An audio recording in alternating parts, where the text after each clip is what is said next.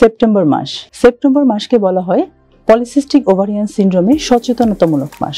এই মাসটিকে ঘিরে প্রতি বছর পুরো বিশ্ব জুড়েই চলে সচেতনতামূলক নানা কর্মসূচি। আর সেই পথ ধরেই আজকে এই বিষয়টি নিয়ে আমি আপনাদের সামনে উপস্থিত হয়েছি। আমি ডাক্তার শারমিন আফরোজ। আমি মহিলাদের নানান ধরনের স্বাস্থ্য সমস্যা নিয়ে যেমন কাজ করি, তার মধ্যে স্পেশালি আমি বন্ধ্যাত্ব এবং মহিলাদের যে ল্যাপারোস্কোপিক প্রসিডিউর, এটার ভিতরেই আমার বেশি অধিক আগ্রহ।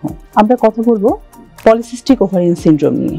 পলিসিস্টিক ওভারিয়ান সিনড্রোম মহিলাদের একটি হরমোনজনিত সমস্যা। এটি বর্তমান যুগে একদম মহামারী আকারে ছড়িয়ে পড়ছে। সাধারণত দেখা যায় 15 থেকে 45, মানে হচ্ছে প্রজননক্ষম যে নারীরা আছেন তাদের মধ্যে দেখা যায় এই রোগটি বেশি ছড়িয়ে পড়ছে।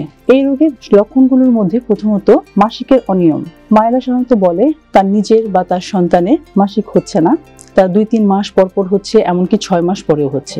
এছাড়া ওজন বৃদ্ধি পাওয়া, অতিরিক্ত গায়ে লোম চলে আসা, অনেকটা পুরুষের মতো দাড়ি গোঁফ গজানো, ঘাড় কালো হওয়া, শরীরে নানান জায়গায় অতিরিক্ত চর্বি জমে যাওয়া এবং পরিশেষে বন্ধ্যাত্ব।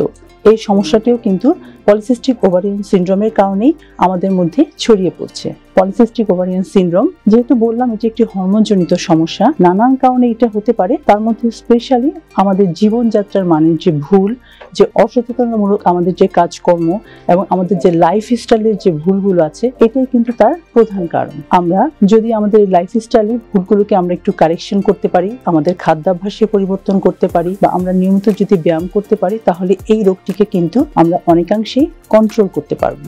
আমি কিন্তু একটি কথা বললাম, সেটা হচ্ছে আমরা কন্ট্রোল করতে পারবো, কারণ এই রোগটি কিন্তু পুরোপুরি নির্মূল করা সম্ভব হয় না। এই রোগটিতে দেখা যায় নানান উপসর্গগুলো আমরা আমাদের লাইফস্টাইল চেঞ্জ করে সেটাকে অনেকাংশে কমিয়ে ফেলতে পারি। তাই কোনো নারীর মাঝে যদি এই সমস্যা দেখা দেয়, আপনি বাড়িতে বসে না থেকে অবশ্যই কোনো নিকটস্থ কোনো গাইনি বিশেষজ্ঞের পরামর্শ নেবেন। আর আপনাদের এই সেবা প্রদানের জন্যই আমরা আছি আপনাদের পাশে, আলোক আছে আপনাদের পাশে। আপনারা আলোকের সেবা নিন, সুস্থ থাকুন। মনে রাখবেন, সুস্থ জীবন, সুন্দর পৃথিবী। ভালো থাকবেন সবাই। সবাইকে ধন্যবাদ।